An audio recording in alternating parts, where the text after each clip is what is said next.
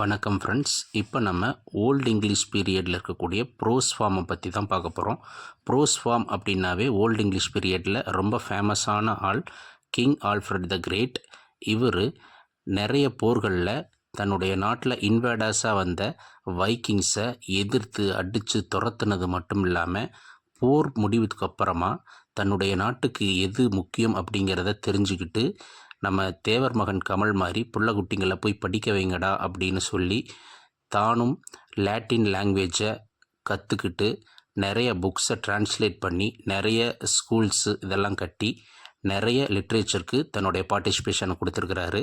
அப்படி கொடுத்ததில் பார்த்தீங்க அப்படின்னா போப் கிரிகோரோடைய பேஸ்ட்ரால் கேர், பீட்ஸுடைய எக்லசியாஸ்டிக்கல் ஹிஸ்ட்ரி, போதியஸுடைய Consolation of Philosophy, Saint Augustine's Soliloquy, a hand book or common place book, இது எல்லாமே அவர் எழுதினது.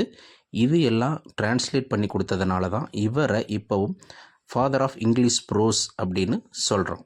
தேங்க்யூ.